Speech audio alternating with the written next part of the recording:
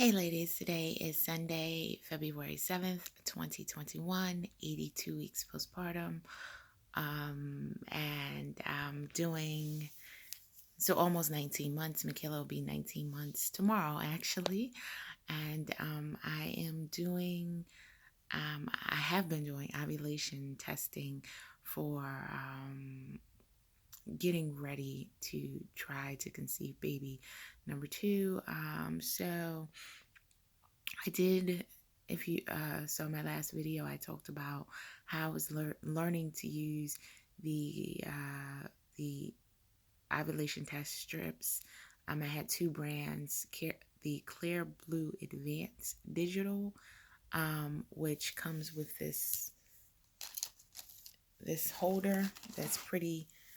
I would say it's pretty easy, but it comes with this holder, and this little screen here will flash to let you know whether you have a low, high, or peak, whether your LH hormone is high, low, or peak. This actually detects two hormones. So unlike a lot of all of the other test strips for ovulation, you're supposed to do them like later in the day, usually between 1 and 8 p.m. These you do with your first morning urine. So this is definitely different, and that is something to be aware of. So you'll do this with the first morning urine, not the later in the day urine like the other ones. But I've also been using two apps to track my ovulation and my cycle, and I've been using the Glow app, Glow, and the premom app. Now, I was using the premom app because it corresponded with the premom test strips that I purchased from Amazon. I don't know, I can't speak today. Amazon. um, and I just wanted to kind of review both of those apps. And okay, like I said, I'm just learning. This is my first cycle ever testing. So maybe it is just I don't know what I'm doing, but I think everything sucks. Just to give you an idea, I'm going to first start talking about the Clear Blue Advance digital. This is supposed to be 99% effective. This can be pricey.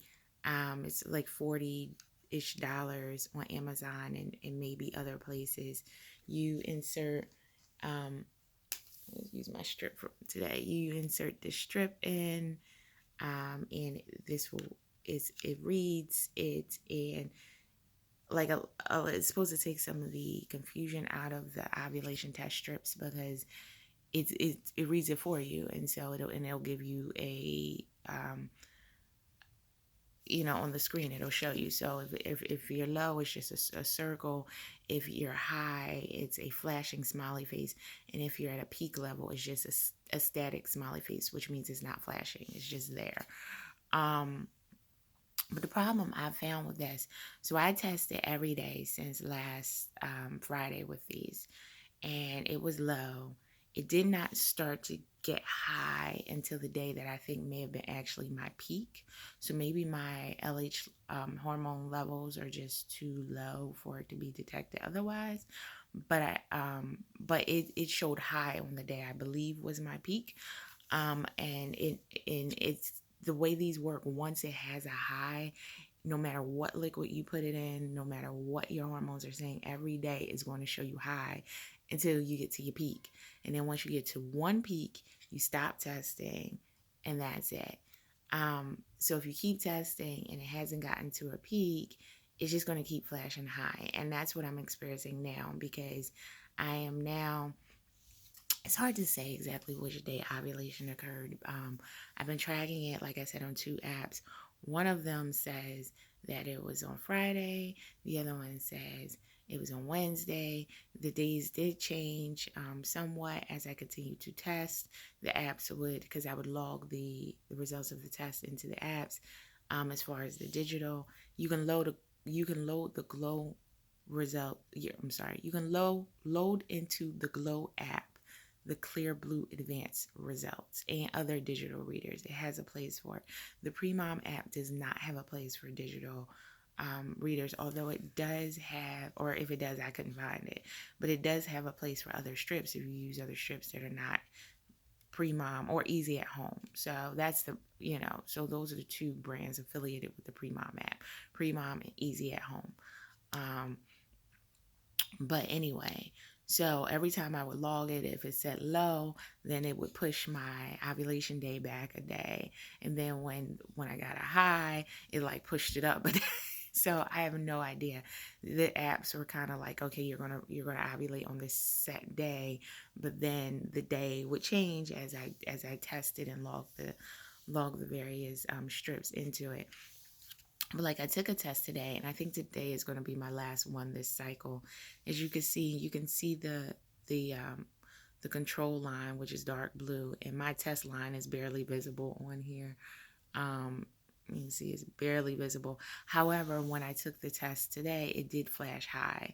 That's because I guess it's looking for a peak, and so it's continuing to flash high, even though this is showing you low because you can barely see the other line, and yet it still flashes high, and it's going to continue to do that until it gets to a peak. The problem is I think it may have missed my peak, and so it was flashing low every day, and the day when it first started flashing high I actually think was the peak. um yeah, and then it's been flashing high every day since. And but the strips aren't really showing that, because you can go by the screen, but you can also look and see that you can't even really see. I mean, I can see it, but it's so light it's not showing up on the camera, the other line, which is the test line, which is my result. So it is what it is.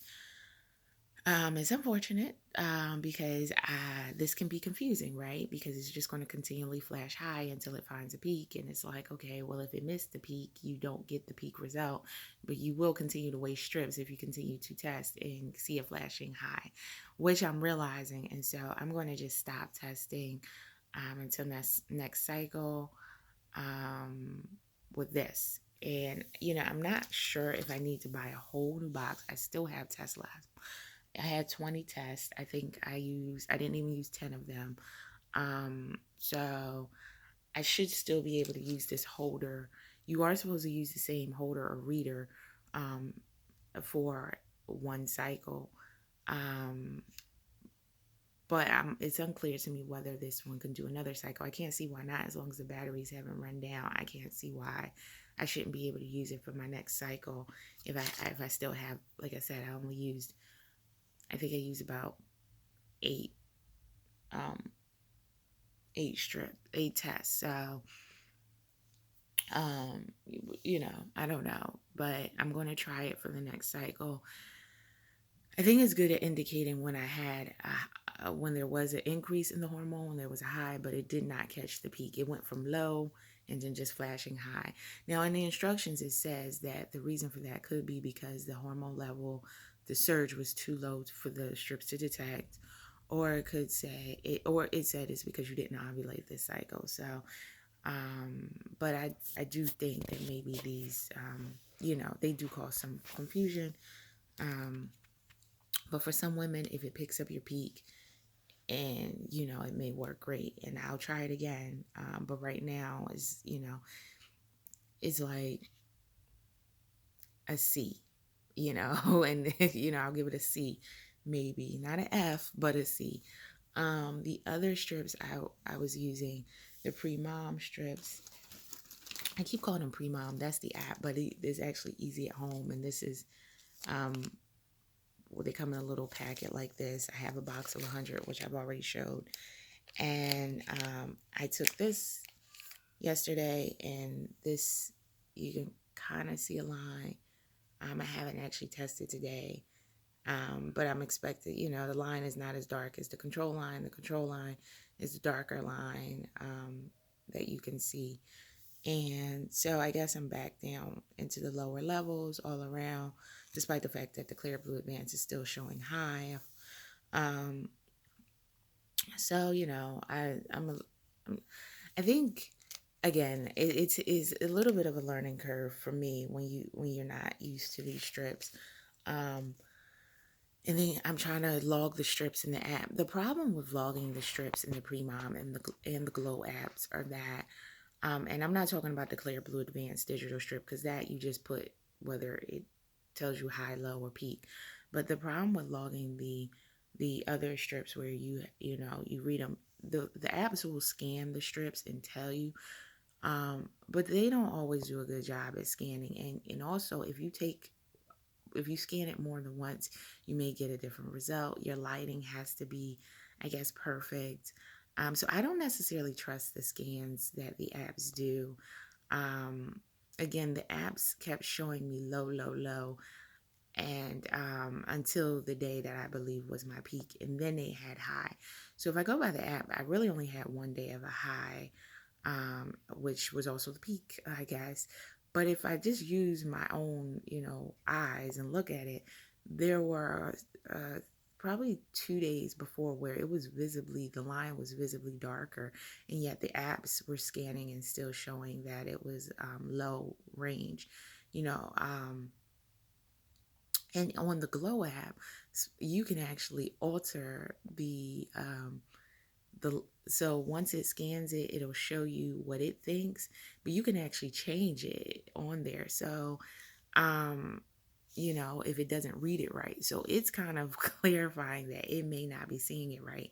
So if you can make the line darker or lighter based off of what you're seeing, despite what the app itself scans.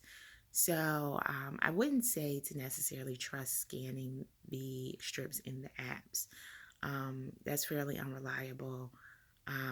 It could be reliable for you, but I would just say that if it looks darker to you, like if it looks as dark or close to as dark as the control line or darker, then you should just use that as your guide.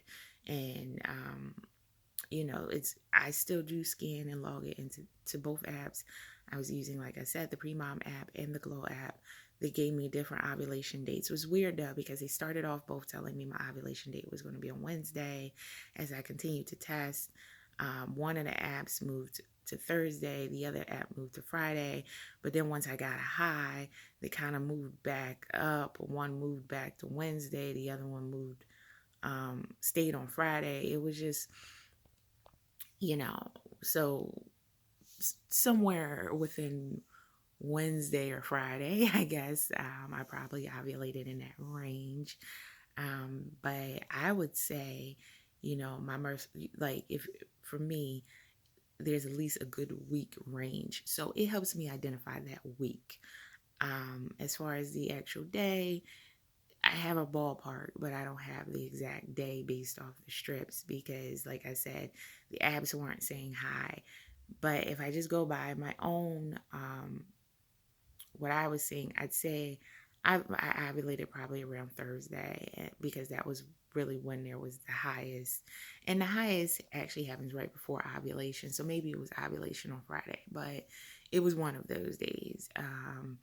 Because basically from what my understanding is, it goes up the day right before you ovulate is like high, and then it starts, ovulation is still high but not as high, and it's like right before when you have that surge, because the surge happens right before ovulation, which I think is like 24 to 36 hours before, or 12 to 36 hours before, and then it starts to drop down again after ovulation. So but yeah, it helped me get an idea. They also talked about identifying your pattern. And so maybe my next cycle, it'll be easier because I'll have more of an idea of how my pattern works. I did notice that when I tested, because I started testing twice a day once the app indicated that I was high, even though the test strips weren't indicating high in any form. But I was just going by the app, and I started testing twice a day. So I was testing twice a day for a while, and I always noticed that my first time of testing around 1 was always darker than the time that I tested later in the day around 7. So that was like pretty consistent, even on the days that were higher. It was always darker around 1 in the afternoon for me than it was when I tested later in the day. So, so yeah, so this is just a ballpark idea. It's better than having no information, but I don't necessarily know my exact ovulation date. Um, when I get my period, I will say that maybe, which because the apps also predict which day your period will start, maybe that'll give me an idea of which one was closer to accurate based off of if they have the start date of my period correct. But like I said, I'm just going to really visually look at the strips, and get an idea. And you can kind of use the scanning of them in the apps as a rough guide. But I don't think that for me it would be, this is definitely what it means, because those things are unreliable, at least in my case. So this is my experience. Hopefully you've had a better one, but the scanning of the apps is like, I also find it, I keep all of my old strips, and I've actually seen that some women like tape them into like a notebook and compare them daily from one to the next. The apps actually do keep the pictures of there so you can see it, but you may also find it helpful to just, if you want to keep them all out in a notebook. I haven't been doing that, but I'm considering doing that. Like some people would like, have them laid out and add them, and, you know, and basically read them themselves, which I think is probably, um, a more reliable way, because if the lighting's not right when you're scanning it, or the camera's blurry, or whatever technology, it may tell you something that you may feel in your own body, or you may see on the strips that you're like, I disagree. So I would say go with you first. But anyway, that's just my update. I'll continue to let you know how things are going. Hope all is well with everyone, and stay safe.